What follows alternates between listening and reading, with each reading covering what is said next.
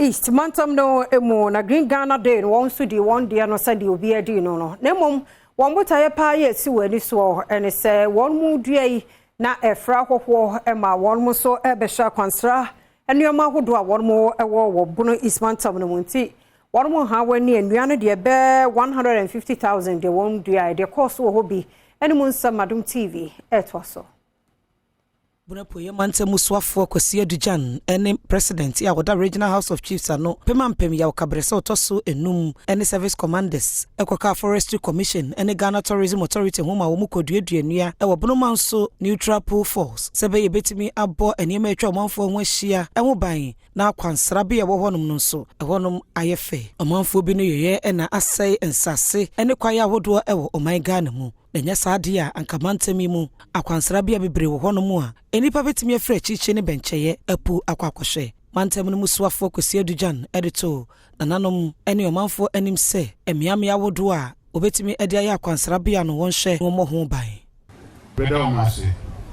na mase nananom se obeta o machi na Kranza Traditional Council maboa won yen aban mu yesu ya yekrado say yebeboa mo na tourist areas e wo hanyina yetumi apromote anusi yepe ena president ya woda regional house of chiefs ano pemampem ya okabrese otosunum edito nananom enim se Green Ghana project agana bandi abano onso mu yie na wonye wo afemu de emfamoa lewa na mama enua bano ana serious na mososo wodi mahode atamachi ne krakra na regional forestry manager Oradex na Jaisachi editu dwase enua wo muduaye be semfie miensanie no emu ha mu chechemu adioso de etimi agina na nanum adehia ase ni a edua o Bono East Mantam no mfremi no atwam no emu